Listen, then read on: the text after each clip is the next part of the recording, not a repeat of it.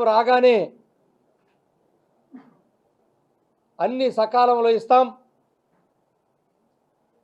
మీకు డిఏలు ఇచ్చేస్తాం, పిఆర్సీలు ఇచ్చేస్తాం, ఐఆర్లు ఇచ్చేస్తాం అని అన్నీ కూడా చేస్తామని గౌరవ ముఖ్యమంత్రి గారు బహిరంగంగా చెప్పిన విషయాలు కానీ మేనిఫెస్టోలో చెప్పిన విషయాలు కానీ ప్రతి ఒక్కటి కూడా ఈరోజు రాష్ట్ర కార్యవర్గంలో నెమరేసుకునేటువంటి పరిస్థితి.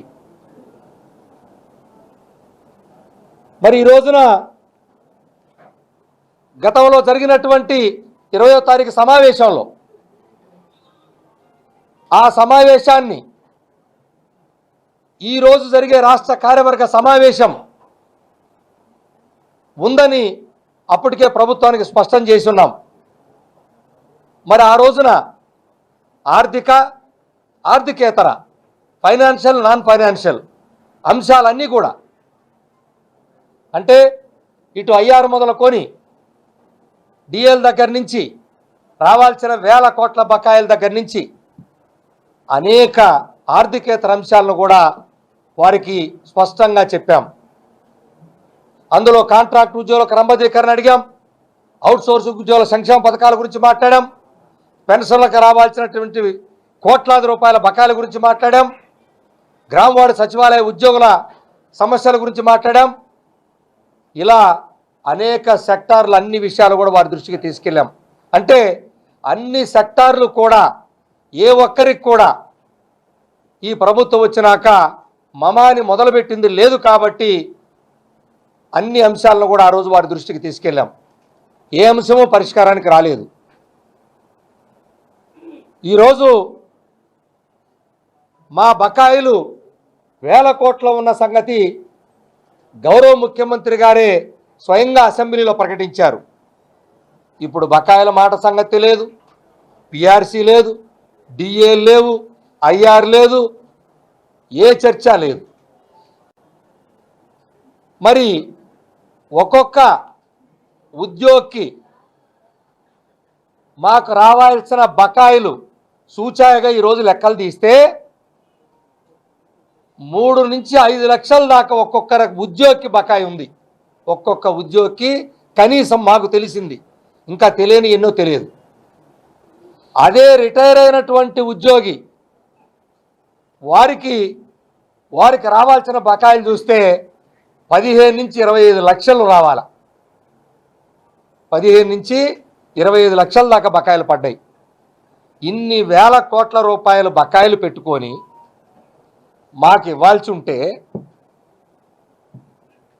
ప్రభుత్వాలు మాకు బాకీ పడి ఉంటే మాతో చర్చించట్లేదు, మాతో మా బకాయిలు ఎంత ఉందో ఏముందో స్పష్టత ఇవ్వలేదంటే ఒక ప్రభుత్వమే తన ఉద్యోగులు పనిచేసే ఉద్యోగులకి స్పష్టతనియకపోతే ఎవరికి చెప్పుకోవాలని రాష్ట్ర కార్యవర్గం నిలదీస్తూ ఉంది మమ్మల్ని. కాబట్టి ప్రభుత్వం తక్షణమే మా బకాయిలు లెక్క తేల్చాలి. ఏ ఉద్యోగికి ఎంతెంత ఉందో మాకు సిఎఫ్ఎంఎస్ల ద్వారా మా పే స్లిప్పులో ప్రతి నెల ట్రెజరీ అధికారి నుంచి స్పష్టంగా చెప్తున్నాం, మాకు సిఎఫ్ఎంఎస్తో సంబంధం లేదు. మా ట్రెజరీ అధికారి మా బిల్లు పాస్ చేయగానే మాకు పే స్లిప్పులో చూపించాలి. మీ దగ్గర డబ్బులు లేవని ఆపటము, సమయానికి లేవని చెప్పటము, సంవత్సరాల తరబడి ఆపటము మాకు సంబంధం లేదు. ఇక నుంచి ఇంతవరకు ఒక లెక్క, ఇప్పటి నుంచి ఇంకొక లెక్క. మాకు ఎట్టి పరిస్థితుల్లో మాకు పే స్లిప్పులు ఇవ్వాలి, అది మా హక్కు. మేము కష్టపడిన పనికి కూలీ అడుగుతున్నాం, మాకేం ఎక్స్ట్రా ఇచ్చేది కాదు. కాబట్టి మా పే స్లిప్పులో రిటైర్ ఉద్యోగి కానీ ఇక నుంచి ప్రతి బకాయి తేలాలి.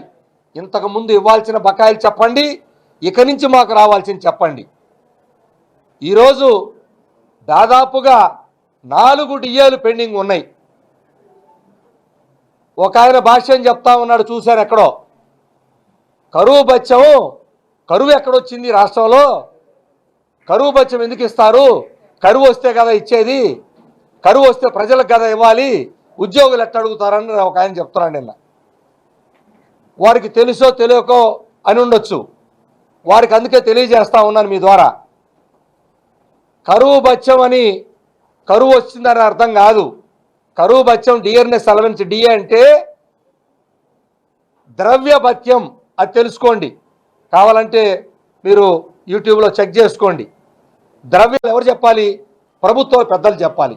అంటే గౌరవ ముఖ్యమంత్రి గారు లేదా ప్రభుత్వం ఉన్నటువంటి మంత్రివర్గ ఉపసంఘం. వాళ్ళకి తెలియదు, పిల్లలు లేరు, వాళ్ళకి ఎవరికి ఇవ్వాలి? ఇంత దారుణమైనటువంటి పరిస్థితులు వస్తూ ఉన్నాయి. లక్షలాది రూపాయలు పోగొట్టుకోవడానికి మేము సిద్ధంగా లేము. మా ఉద్యోగులు ఏదైతే ఈ 3 మాసాల్లోనే దయాలుగా సన్నద్ధమవుతాం. దయచేసి ఈలోపు ప్రభుత్వం ఉద్యోగులు ప్రజలకు ఇబ్బంది కలగజేసేటువంటి ఉద్యమాలకి బాట పట్టకుండానే ప్రభుత్వం సమస్యలు పరిష్కరించడానికి ముందుకు రావాలి. లేదు ప్రజల్ని ఇబ్బంది పెట్టాలి, ఉద్యోగులు రోడ్డు మీదకి రావాలని భావం ప్రభుత్వం కలగజేస్తే మేము చేసేది ఏం లేదు.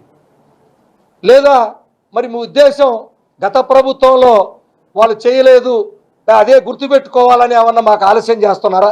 మాకైతే అర్థం కావట్లేదు. కాబట్టి దయచేసి వీలైనంత త్వరగా